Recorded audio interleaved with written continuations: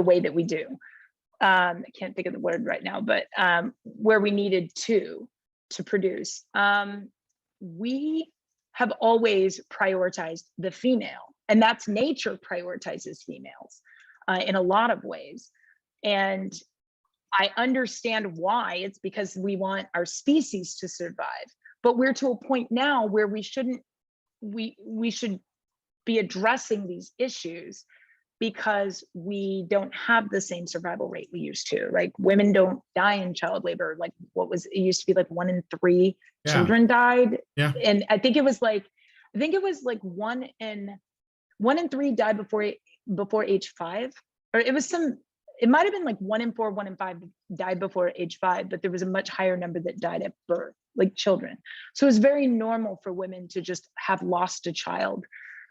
You know, a woman would have 11 kids and 4 of them never saw 18 or more, didn't see the age of 18. Anyway, I digress. My point is that we prioritize women's issues because women are the ones who bear children. Of course. And nature prioritizes, but we're now to a point where we really shouldn't be doing that. If we're going to be progressive socially, we need to address men's issues. Yeah, and it's not as even it affects men. For sure. It's not even women's issues. It's just like, if we think that there's a woman's issue, we want to tackle it right away. You know, and I want to use the UK thing as an example. So, there was I lost it. It was about the UK thing that happened. Oh, right, I remember now. After that happened, and that woman in the Green Party made that ridiculous statement about a curfew, I also saw videos. Everyone was responding to it. Now, and I didn't really want to respond to it, because it is, again, I think it's just political theater designed to make that Green Party person more popular, whose name I don't remember.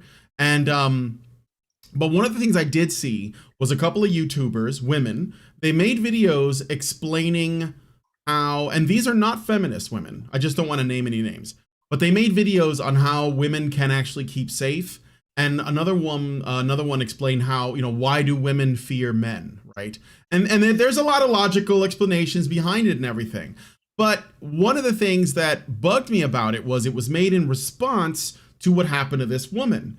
And one of the things that I took issue with was it operates under a premise that I believe is false, which is that women, because women feel afraid of men, it means that men must be responsible for that fear in some way. Therefore, something must be done. And I think that if just because women are made to fear men doesn't necessarily mean that there's anything to fear. And what I mean by that is not to say that there is no such thing as a dangerous man. Obviously there is. But what I'm saying is that when you play by the feminist rules, when they tell you should fear men all the time, yeah, there you go. When they tell you should fear men, I don't fear men. As long as you're not brandishing, I think you're good. I keep the safety on most. Yeah, no, I get that. But like my point is this: you have to be, when you're making when you're talking about feminist talking points, be very cautious, and I'm saying this to everyone, not to play by the rules that they lay out, because this is why the left keeps winning, because they make everyone play by their framework of reality.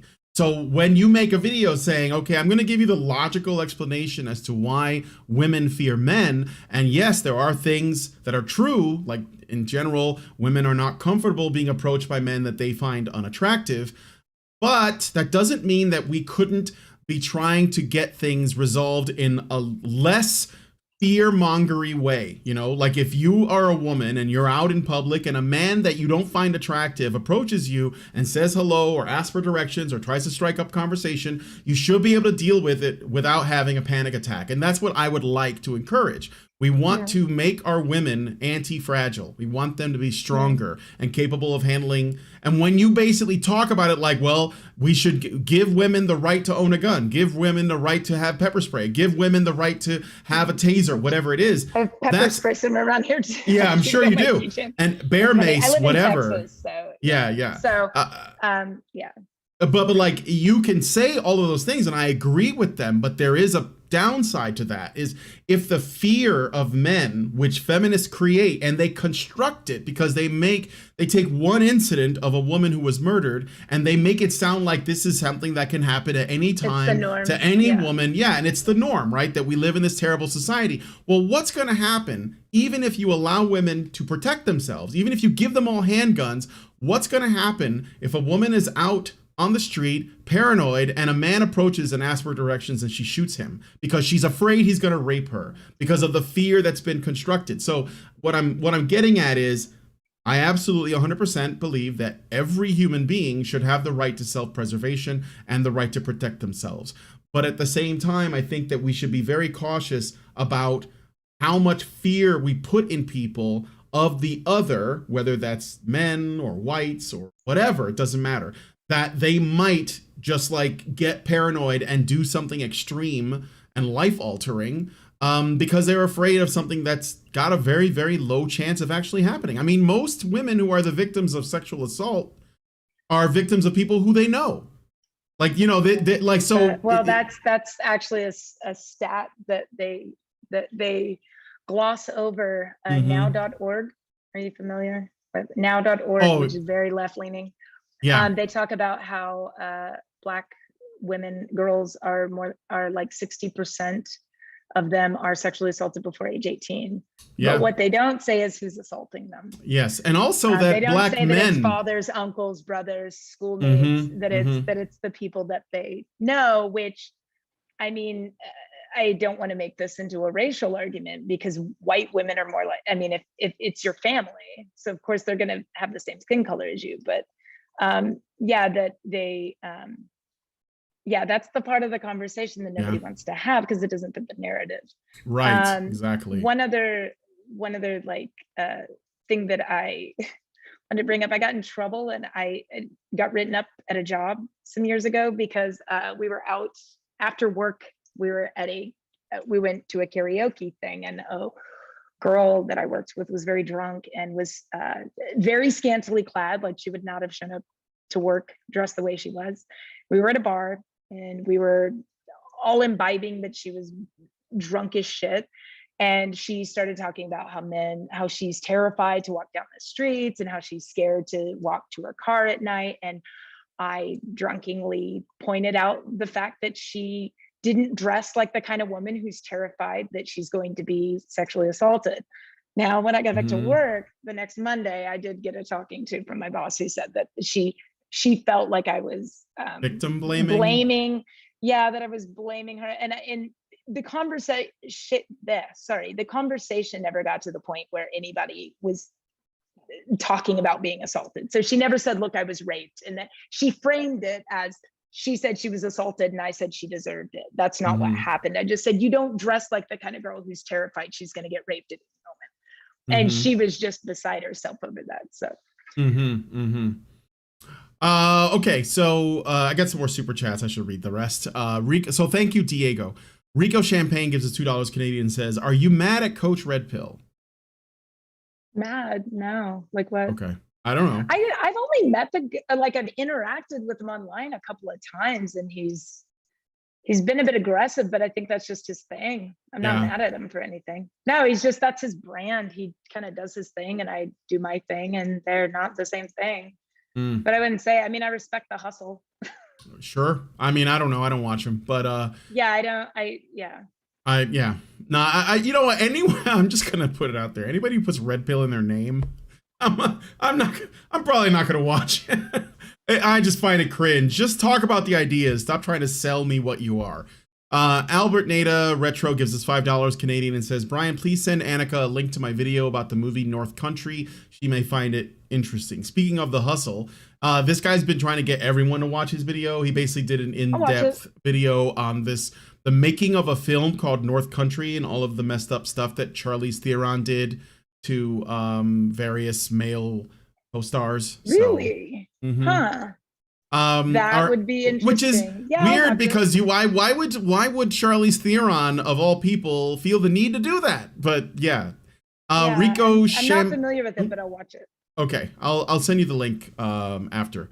Rico Champagne gives us $2 Canadian and says, should manlets just quit? So he's talking about No, height. manlet shortman. Okay, so I'm 5'11". So this conversation from my perspective, and I've had this Looking argument with, down. Yeah, I get yeah, looking from my it. from up here. So from my perspective, I've never felt that shorter guys were not um height was never the big deal for me. Now, Mhm. I don't want to feel like I'm the masculine one in the relationship, physically. Um, Being my height, I have had guys that have asked me out that were 5'9", and the height never even came, like it didn't even occur to me that they were shorter than me. So I think I've some of the incels that I've had these conversations with don't understand that I'm actually taller. So I just expect a lot of guys to be my height or maybe a little shorter. I think that there's somebody out there for everyone. I know that sounds like such a platitude and like I'm being overly, like I'm being, toxic positivity here, but um, I didn't realize how bad life sucked for short guys up until like Monday and I kind of talked about it. And I saw a couple of documentaries from, or like videos from women talking about it.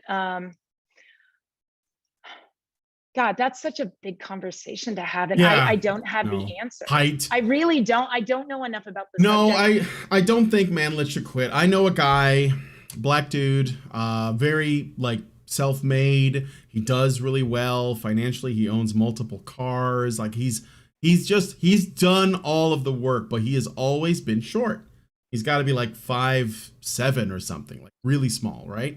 And he has I don't had, think so. See, maybe that's just me, but but he 5'7", I think compensates. of as like I think average. maybe yeah, like 5'7", 5'6", and I he's think of black. that as like average height. but but he's black and he dates black women. Okay. So, the average height of blacks is a little bit taller. Yeah. But I mean, like, he takes care of himself and he's very charismatic and he's basically like, I think that he realized early on that he's not going to grow much taller than where he was. So he basically decided to commit to working on every other aspect of his person to make himself the best version of who he is that he possibly could. And he did end up meeting a woman. I never met her. They got married. The reason why I never met her is they got divorced. But so that's a whole other thing. She screwed up. And now I think that he's basically just dating and he's not looking for anything serious. But that might change. But he has been, successful. So I would say he's like five. Yeah, I think he's like 5'7", 5'6", something like that. Pretty small, but he does pretty well. And I think that, and more than that, this is actually more important, is that he's happy with himself for what he has done. Like he's satisfied in his life. So like, it doesn't really matter to him if he like finds, a woman to start a family with. It's what he wants. He's a very Christian guy and he, feels very strongly about this, but he's not gonna, he's not gonna lose sleep over not like finding the right woman at any time. Like he believes that eventually it'll either happen or it won't, but it doesn't matter because he's happy. So, and I think that I think what men and women should be trying to do. Not necessarily like live a life of bachelorhood, like where you basically make the claim that you don't need a partner, but rather to have like the best relationship you can have with yourself, which makes you better when it comes Yeah. time to meet It makes you someone, more right? attractive as a mate. Exactly. It does. Exactly. Yeah, the old trope that like that guys will try and try and try, and once they get a girlfriend, all the women want them. Hmm. It's like once they no longer have that desperation. I mean, it's sad. I'm laughing because it's a No, silly trope, but it's it's unfortunate that, and it's not that women yeah. want to be with a guy who has a girlfriend. It's Hmm. that women want to be with a guy who doesn't seem desperate. And for some reason, when he's single, a lot of women are like, why is he single? Why aren't other women interested? Hmm. So, Hmm. Okay, so that's all the super chats. I wanted to add a couple more things. okay. So first of all, we never circled back to talking about men's rights activism. And As a label. we were as a label. So we were talking Yes, as a about it label. before the show, and Yeah. I've actually had this conversation with LP as well. We specifically talked about this, where I said, I'll tell you my perspective, you give me yours. I never liked the term men's rights activist for what I do, because I believe that activism means something. Like, you actually go That's out exactly what and I you said. picket, and you know, advocate, and you go Yep. to write letters to politicians, whatever. And that's one part, but the other part is the part about rights. So MRAs, the label MRA was actually something that feminists placed on men. They plastered us with it Oh, to basically dismiss. I actually didn't Yeah, realize that. it was something that feminists put on MRAs, and they basically did it to make it easier to dismiss them. Because if you say men's rights activist, a lot of people say, what rights do men not have? You know, and Yeah. and most of the time people don't look into it. There are a couple things that we could like consider to be rights, but most of the issues that men face are not issues of rights. They are issues of things like legal fairness, things like you know, child custody, the importance of fathers, whether or not men get a say when there's an That's where abortion on the table, right? So that's exactly what I was about to bring up, is that yeah, it's her body, her choice. right. And yeah, but the guy is which, if we're gonna have that, if that's how we're gonna play the game, then it's her body, her wallet, not his. And as unfortunate as that is, if a woman wants to sperm jack, she needs to pay the price. However, I mean, that's very easy for us to say. I've known men who were in a position where the woman, I don't believe that she got pregnant on purpose, but didn't want him involved. And the guy doesn't like the idea of just his matter being out there, a human being that's half him out there, and he has no rights to it. And you know, regardless of the money, it's not about that. Like, I've actually met guys who just the idea that they have a child out there that they don't have access to, like, bothers them. So yeah, and like, you know, when it comes to the abortion debate and whether or not a man, the father or the person who impregnated the woman, whether or not he gets a say, is it, in my mind, it shouldn't even be a conversation until we settle what we're going to say about abortion itself. Because, you know, I used to be all about the pro-choice. I used to be, you know, sure, that seems logical, her body, her choice. But my position on that has shifted, because not for religious reasons, not for moral reasons, but I've noticed that the logic behind that statement doesn't actually make sense. And I actually, ironically, I got it from a video game. But it got me thinking afterwards. It seems to me that when a woman is pregnant, whether or not, let's say that woman has an accident, she gets into a car accident and the baby dies, or she is murdered by someone, for some reason, whether or not we think that is extra heinous would depend entirely on whether or not the mother was planning on aborting the child or not. So it seems like women, when they're carrying a baby, they decide whether it's a baby or a clump of cells just based on their opinion. Argument. Yeah. You know, narwhal. Narwhal. You know, they're like it sounds like narwhal, but it's like narwhal. It's like, yeah.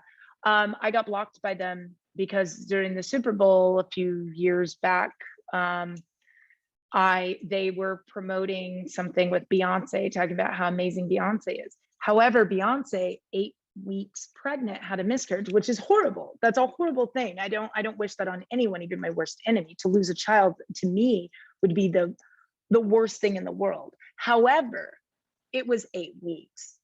According to Narl, she just sneezed a baby, or she sneezed a snot out of her. Now, it wasn't a baby, right? So Beyonce can make an entire album and be in a documentary about how she lost this baby, and Narl doesn't see that as a baby. And Pete Buttigieg, but you know, Buttigieg. Yeah. Yes, he actually went on the morning, the breakfast show with the Black the morning show. God. Oh yeah, Breakfast Charlemagne Club. the God, yes. Called Breakfast Club. Yes, and he has a history of kind of not. He doesn't have good relations with the brothers. So Charlemagne the God was talking to him, and of course Pete is gay, so he doesn't have any skin in the game.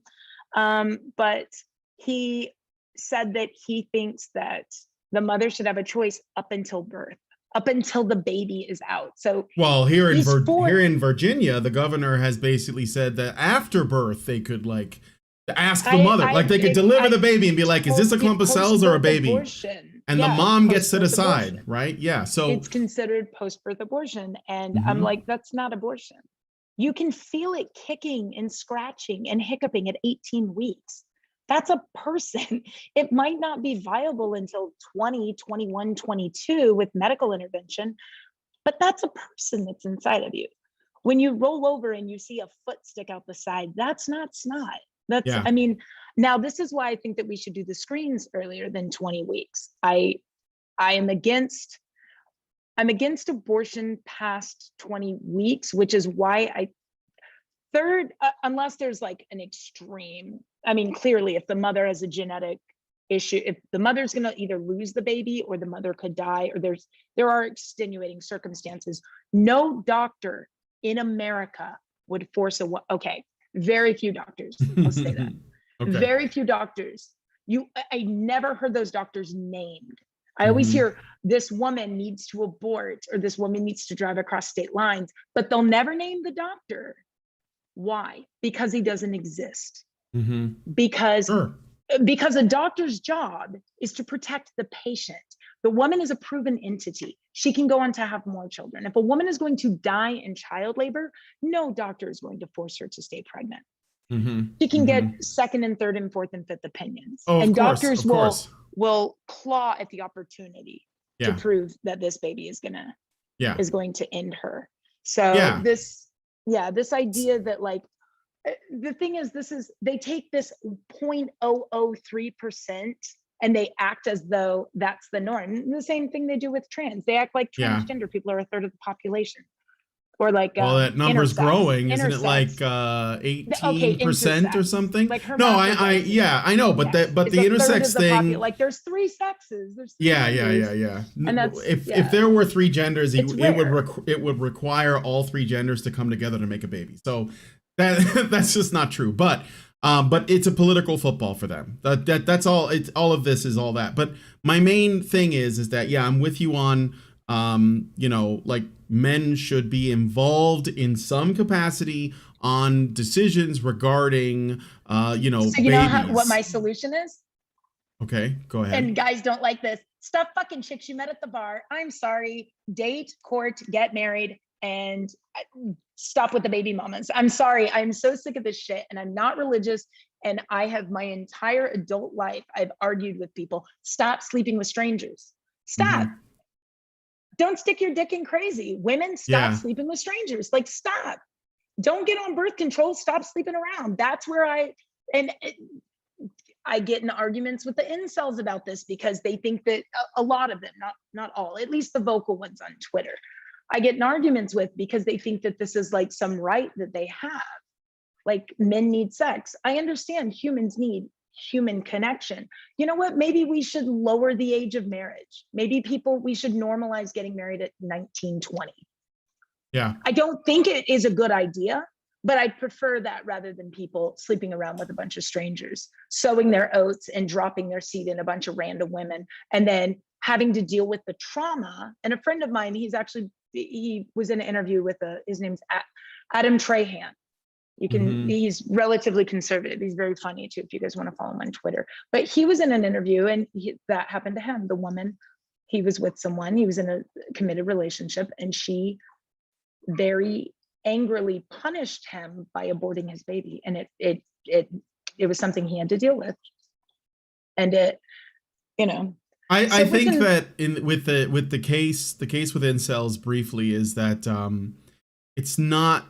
I think that they say that what they want and need is sex, but I don't think that's actually what they. I agree. I don't I think think that's what they want. I think they want that human connection, and they yeah, want to feel like they they matter. want to feel Yeah, I loved. agree. It's literally like what you see They're in just OnlyFans. Like frustrated, and what? it's the easiest thing to Yeah. point to, which is I'm a virgin and I'm 30. Like Right. Right. I totally get it. Yeah. Like That what they want is the connection, and they want to Right. feel loved and needed in the world, and they Yeah. want to feel they have a value. They want somebody to Yes. love them, and sex is a kind of symbolic. It symbolically means I've done it. Like, oh, this woman has. Well, because it's the best feeling in the shared, world. Like yeah, but it's orgasm like with another human, that connection that you have there. It's a drug. I mean, that's why you release so many chemicals. Right, and it's your it also brain bonds. Yeah, and it also represents sort of like the maximum amount of approval that you can get. So don't do that woman. with strangers, is what I'm saying. Right. Do that in a committed relationship. Don't have sex with the kind of woman you don't want to impregnate. I went through a man whore phase. I agree. Oh, well, I didn't. Well, I mean that because you're not a man, but well. Okay, so let me what was I going to say? Oh, back to the men's rights thing. So yeah, feminists plastered us with a label, but what MRAs did was they just said, okay, well, I guess we'll just use the label. Like they just sort of, they adopted wore it like a badge of honor. But ultimately, very few MRAs are actually activists. Like they will occasionally, go and speak at a courthouse or whatever. Mostly it comes down to individual issues. Like there are fathers' rights groups, and there are intactivists that basically fight against circumcision and things like that, right? Divorce court advocates. I think that's actually, not to cut you off, but I think that's actually a better strategy, is to really like hone in on one thing and get that thing done. Yes. So what I do, and I think this is what most of us do, we discuss topics of gender. Now, ultimately, my belief is that what we are ultimately driving towards is liberty. Now, when I say liberty, I don't mean liberation. I don't mean like 1960s women's lib, because that's not liberty. I mean liberty from the to the degree that we can, from the sort of like, state enforced policies that affect men disproportionately, whether we're talking about draft, whether we're talking about taxation, because what feminists drive for is the opposite of that. They, early on when we started this channel and we started doing interviews, some of our first guests were people who were not necessarily MRAs, but they were just sort of generally libertarian figures, like that guy T, who hasn't been on YouTube for many years, but he's an example. And I remember, I'll never forget it, because when I was still sort of new to this, and he said, one thing I think that makes MRAs different from feminists, because we often get compared to them like we're the other side of the coin or whatever, is that no, it's not. And this is the reason.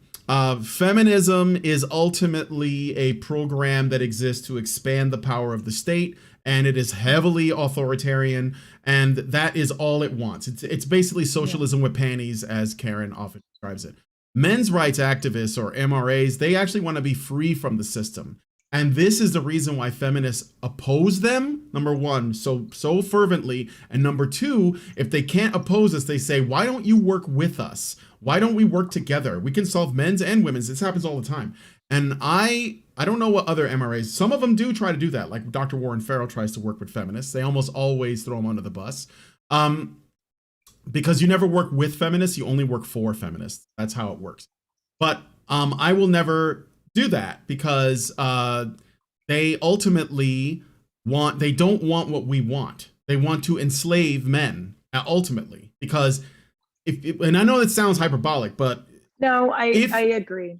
And this is just my life experience of the prominent men's rights activists, like real men's rights activists, not randos on Twitter with 3 followers, actual men's rights activists. I've never heard one make any disparaging remarks against women, or say that they want to repeal women's rights in any way, or that they want to trample on women's equality. It's always, they're just speaking out about men's equality. And then yet feminists always want to clip the wings of the men. They always want to, they shouldn't be allowed out after 6 p.m., things like that.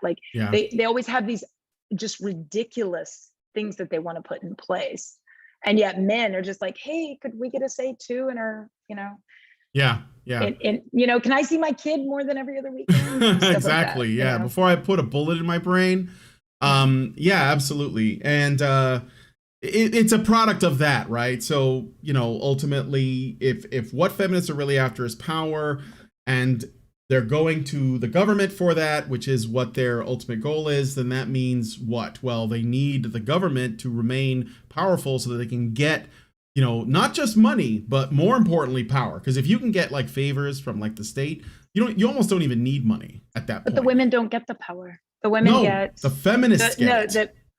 Not really. They think that they're gonna get the power, but okay, well, maybe in social things, but like me, I live in Houston. We had a huge power outage and a huge water shortage recently. I didn't even notice because I live in a private community where everyone is generators. We have our own lake that has its own fish.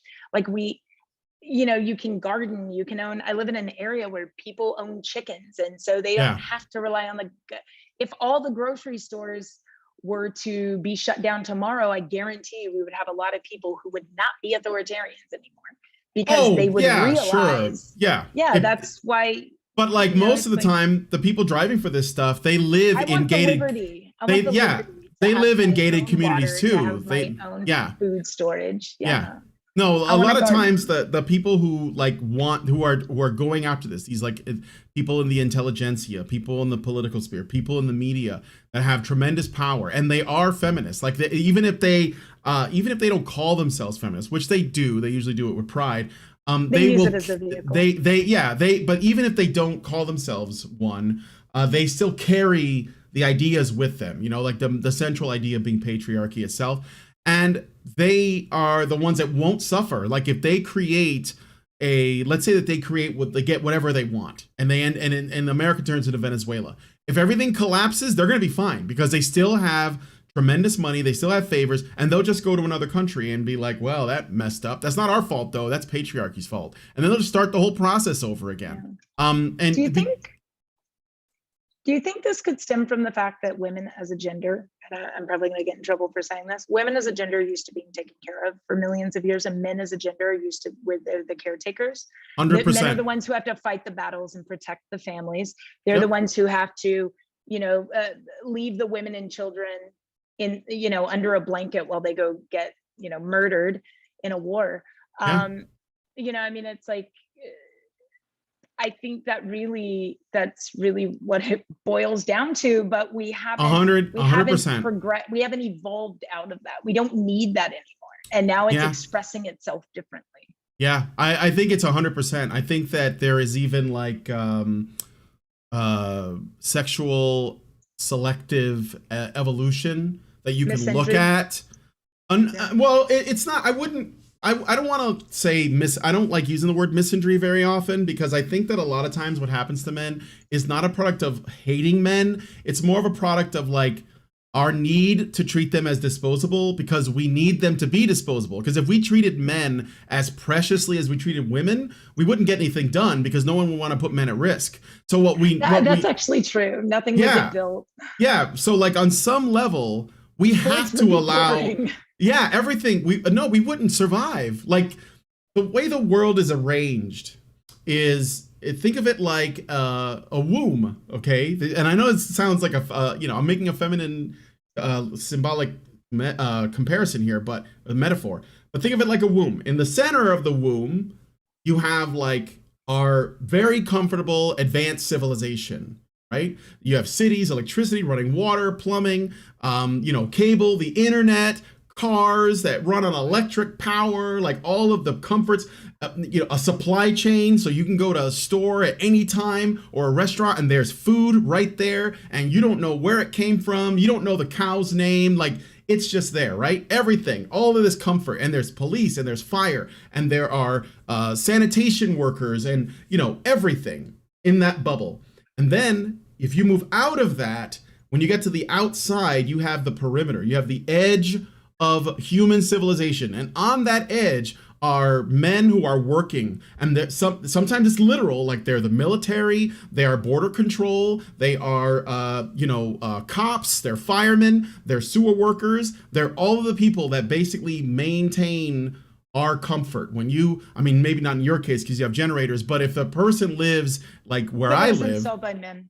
Yeah, it was installed by men. When you flip on your switch and there's electricity in your home, like most of us take it for granted. If you get into trouble, you can pick up your cell phone, dial 911, and the cops will come, right? Or the fire department, or the ambulance. I have buttons on my walls that I just panic buttons. Exactly. We have alarm systems, and all of this is what the degree to which men and women wanted to preserve and protect humanity as we continue to reproduce and multiply and all that. And we created schools, we created all this stuff. And one thing that we always take for granted is how fragile it is. We could lose it in an instant, right?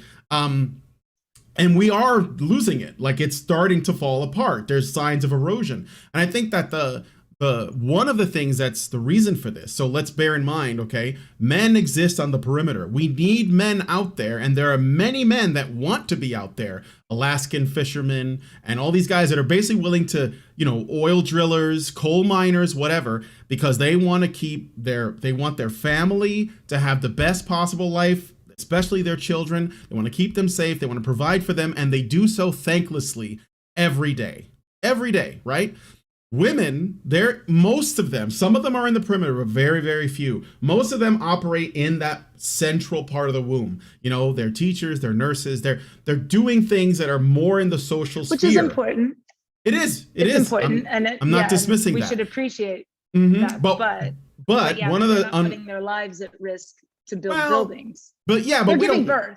Okay. They are. They're having babies and such. Yeah, sure. Women just pumping out babies was a huge.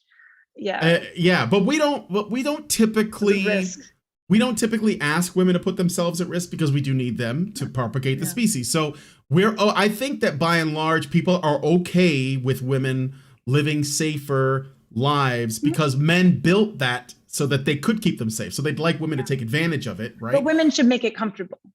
Like when a woman is married to a man who goes and provides, he should show up at home, and the things should be done. Like, he shouldn't have to have a job when he comes home. He should be able to relax and eat food and have a beer cracked. And I know it sounds it's fine, but I think I work at an investment bank, and one thing, not to kind of change the subject but to go along with what you were saying, is a number of the men in the upper classes, like men that I've met, they bust their ass and they work really hard, and they will strain themselves out and take high risks so that their wives can be stay-at-home mothers, so that their wives can join charity auctions and such, so that their wives can be involved in social events, so that the family doesn't suffer because the mother is there and present. Right. And a lot of the men, and I noticed this more among upper class, maybe it's why they became upper class, because they were driven toward that, but they don't want their wives to work. Most of them, not all. I know. Yeah, men want to take care of their wives. Yeah. Most of them, and the social stuff that you're talking about, that is also important. And I think the men appreciate that their wives do that. Yes, because it is a role. Like, when you're operating in this sphere, right, the small part of the womb, that's where all the social stuff is going on. Like, if we go back to hunter-gatherer times, women they operated in a similar place, in the safest part of the cave or whatever. And what they were doing there was all the social work. Why? Because if you're a mother with children, and they're with all these other women, and they all have children, you want to get along with them, because sometimes you need them to help you with your kids, and you want to help them with their, so you want to maintain harmony. And this is why women are more agreeable and all of that. So it's all related, right? So what I'm getting at is, what we're missing is that so many generations of men operating in the perimeter, keeping the world running, especially after the Industrial Revolution, when everything started to become so much more comfortable, and then we started bringing in, like liberal democracies, and then we could start worrying about social issues, because I'm sure that in the 1800s, people were just too busy to give a shit if you were gay, or, if you were a woman looking for rights or whatever, because we're just trying to get food on the table. So everything became so comfortable that it allowed for all of this sort of like distorted activism to come in. And what's happened is, I think that the people in this sphere, and there are men in here too, in this like tight, comfortable, industrialized, advanced technological place, that they had taken all of this outside for granted. And this is why we don't keep in mind that you and I, the country that we live in, that's not the world. No. So but keep in mind, there are still places yeah. where they still rely on one another just to absolutely survive. Absolutely. So, it definitely, I mean, when you're talking about how everything's come together, mm-hmm. like the way, and so we have progressivism in the West, in yes. Scandinavian countries, in Europe, in America, in Canada. Right. But there are continents where this is they really don't give a flying. Oh, I know, because because survival is they're trying to survive. Exactly. So, feminism can only take root in countries that are like first world, fully developed, super comfortable. Like that's the only place where you can do that. Like this is why when you say, well, not you, I wouldn't say this, but when conservative types say, why don't you bring feminism to Saudi Arabia? The reason why they don't is because, countries like that are not in a place where they care about that. But I also wouldn't want them to anyway, because it's no good no matter what. So that's in my opinion. But that's, I think that when it comes to issues, I think that is probably the central one. It's a matter of if we got to heal the divide between men and women. And it starts with, us recognizing the important roles that men and women both have, and also the responsibilities that come with it. So, I think that this is why I do what I do. So this is where I'm at now. I talk about liberty, and I talk about relationships between men and women. You spending the amount of time that you do on these subjects, because I think it's important. I also think it's really important. The reason I've become more vocal about it, and I'm taking sex wars a little more seriously. It's not so much just fun. We try to actually talk about serious subjects, is because I think there's a lot of young people who are confused, and the media that they consume goes against what you and I both agree with, is that men and women both have a very important role in the world, and that they need to be appreciated. We should appreciate mothers. We should appreciate men. We should, honor those who have fallen, protecting us, or whatever, I guess, like our nation, and, we should appreciate both, and we should not shame men for being men, nor should we shame women for being women. But I do completely agree that we need to also hold women responsible for their own actions, and that's where I think where that's actually going to get women real equality, is once that's what once we're they're lacking, being held for responsible. Sure. Yeah. Well, I mean, but if it's no wonder, this is the thing, despite the fact that we have bent over backwards to pander to women, to honor them for everything they do, but more than that, honor them simply for existing. And we never judge them, because that's one other part of feminism, is to never judge women no matter what, no matter how much they sleep around, no matter how many tattoos they get, no matter how much weight they put on, no matter how disgusting they become, no matter how they let their hair grow out. None of it should be judged under any circumstances. Men should, no, I don't mean the hair on your head. I'm talking about mustaches and armpits and legs, these are all the things that what feminists at the sort of bottom level, where it's the the lowest I guess IQ parts of feminism. It's all about screeching. Just don't judge me, no matter what, and also get me a job at your bank or your business or whatever. All of it's about avoiding judgment. So what's the product of that? Well, why, if we have done this much for women, no matter what, and we've even given them Father's Day, we've given them all of the male days have become women's days, and women's days are women's days. Despite all of that, why are women still more miserable? Why are they still more unhappy than men, according to studies? Why are men happier despite the fact that they have been essentially not given any of those special, let's say, cultural, celebratory things on social media or in television or whatever? Well, I'm very happy, but that's because I have gratitude. And I think that that's a good question. I think you and I can both. I know I why. think they're I not think. happy because they're being filled with media that's telling them that they're constantly having their lives threatened. I mean, they're being told that they aren't at the top when they are. You know, Yeah, they do that's this with race definitely. and gender. Yeah. If you can convince somebody that they're a victim, you know, I was talking to a friend about this. I said, you can't claim to be of a group that has no voice when you're the loudest voice. Like you can't, like, that's where I get so mad at like white women. I'm like, white women get everything they ask for. And then some. We can't claim that we're being, you know, at least in America. And I speak because I understand there are other countries with their own issues, but women in America, they get In the the West, focus. women in the West. Yeah. I would say you're right. I think it's partly all the fear mongering, all of the negativity, all of the victimhood narrative stuff that they push on women. But then they also celebrate them for things that are ultimately meaningless, like, oh, you go because you're 600 pounds.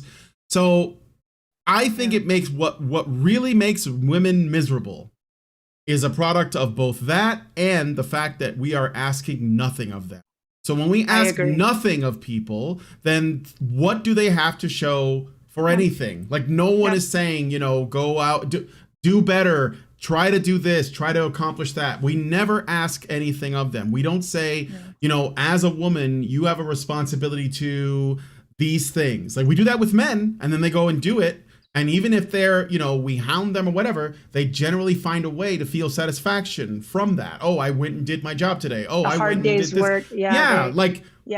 Because you could also see that in men who have chosen to ignore any responsibilities that they may have either to themselves. So it's not necessarily to society, but to themselves, to people who rely on them or whatever. If they're just like, well, I don't want to do that. I'm just going to stay at home and play video games all day. I'm going to whack off to porn. I want to do this.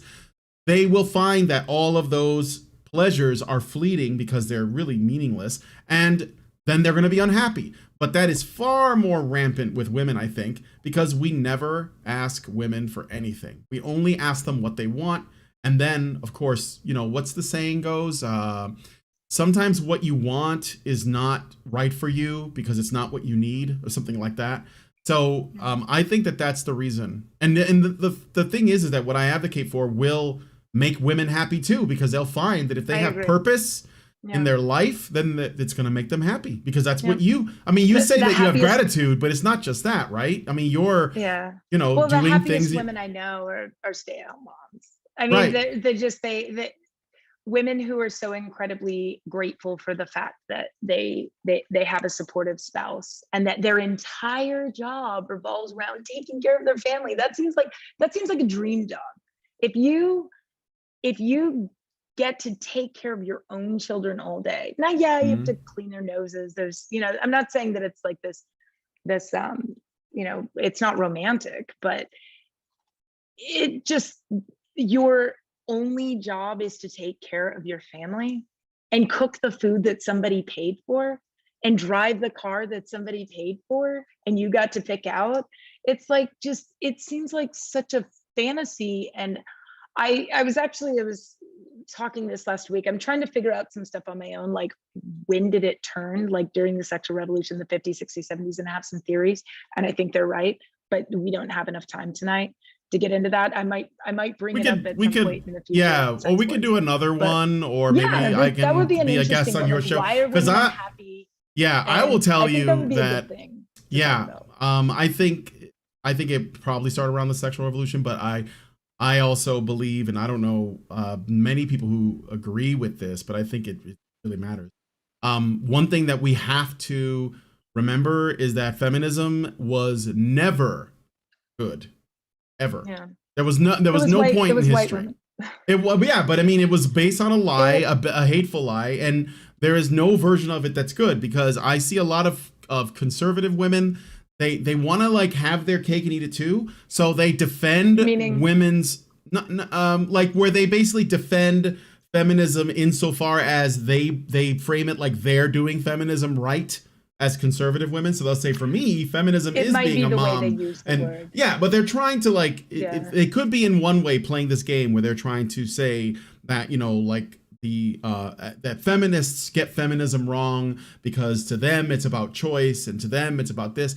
And I don't think that you need the You mean label, like when they separate like first wave, second wave, third wave, or like all that, of yeah, when they say, well, Yeah. first wave was good, you know, and it's Or they like, say, I'm not a no. feminazi, I'm a Yeah. feminist. Yeah, exactly. That sort of- Yeah, and I think that ultimately it just serves feminism when you do that. So Yeah. just like Well, the suffrage, you know this, I'm sure, because you talk about the subject all the time, but the suffrage movement was basically for women, white women, to get ahead in line in front of black men. That was Yeah. the whole purpose. They Well, were like, I and- don't want black men to vote Yeah. if I can't vote. and they that's- were bored, and you know, they Yeah. just wanted and then political the power for some Planned reason. Parenthood, the abortion thing was not, it was to get rid of poor people and minorities from Yeah. having babies. Yeah, literal Yeah, eugenicists. Yeah. Yeah, Margaret absolutely. Sanger, her whole thing was doing away with the people in society that we don't Yep. want. So far, so good. Black women get a lot of abortions. Yeah. So, but I don't know, man. I don't know what's worse. So the problems with the black population, that's a hell of a rabbit hole. But I think, well, and I think that that's a problem that I think white people need to get out of the way and quit trying to solve black problems. To be quite honest, I am surrounded by a lot of SJWs who think that like white people need to help black people, and I think if they're people, they're perfectly competent. And I work with and know plenty of people of all different races, and I really don't think it comes down to race. I think it comes down to opportunities. And they need Jesse Lee Peterson to show them the way. Yeah, and I think, well, he's a bit more on the now like he's. In fact, we might have him on our show. We're gonna have. I've had him on. Have a very. I've had him on. I have have on our show in the future at some point. We try not to push guests. If they say yes, we should probably push him more. Just email him. He'll come on, but you may have to wait a little while. It's a booking thing. It's a time slot thing for us right now. And then we have another person that I don't want. Okay, you know what? Lauren Southern. That's who. Oh, okay. She was on a live stream last night with Meet Kevin, who I follow because he invests in a lot of the same stocks. We had Lauren Southern on years ago when she was still really new. This is the Meet Kevin last night was her first live stream in years. And I DM'd her on Twitter and was like, hey girl, hey, I'm watching you on Meet Kevin. And she's like, oh yeah.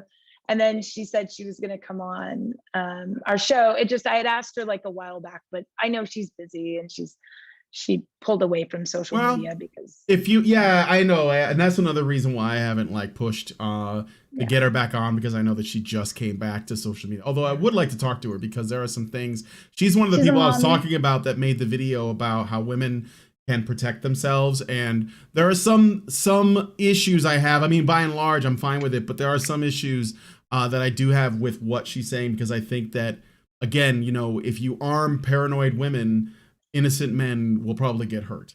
So, you want to be, what we want to do is we want to tone down the paranoia, and we want to like equip women with the ability to protect themselves, and men. But, okay. So we're gonna go into the patron only show to talk some more. Okay. So I'm ending the live part, but we're gonna do an after show portion. Okay. So this went a little over. I normally these are just 1 hour, but we went like an hour and 40 minutes, but it's all right. It was a good conversation.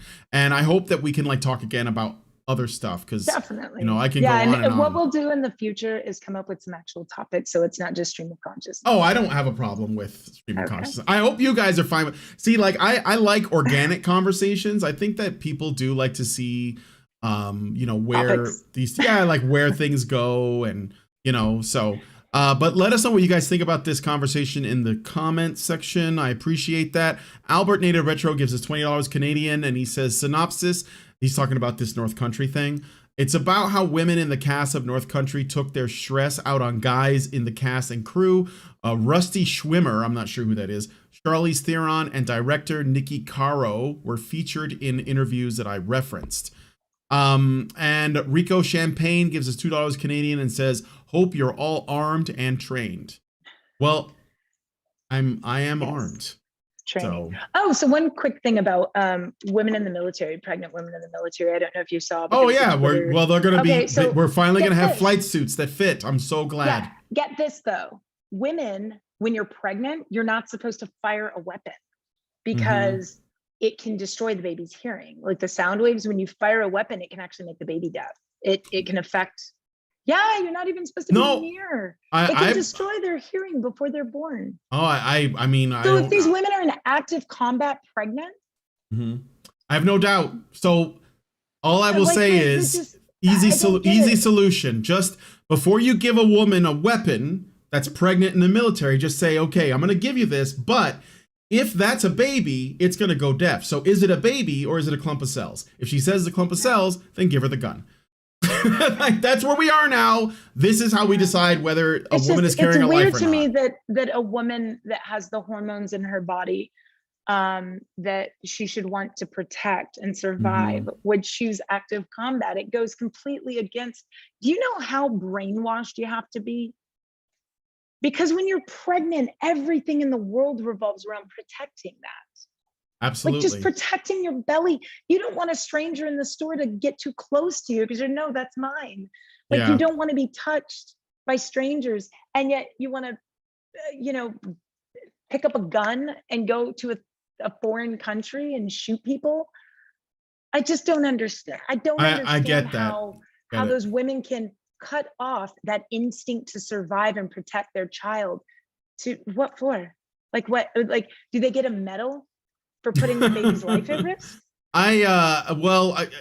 Without getting too into it, I think that while maybe there if is we're going to give them maternity flight suits, we're going to have to put them in maternity caskets. I don't think that babies should be in like 1G. But you know what? All I will say is a part of me strongly believes that what this policy is just empty virtue signaling. That no woman is actually gonna. They're not gonna. There's no pregnant woman that's actually gonna get into a jet and go fight in Top Gun duels. Like that's just not gonna happen. So I think it's 100% virtue signaling. And ultimately, no babies will be harmed. But it's so ridiculous. It's so ridiculous. Okay, it's a good waste of money. It's a good waste of men's money. All right, so we're gonna wrap this up. We're gonna go into the Patreon only show now to continue the conversations.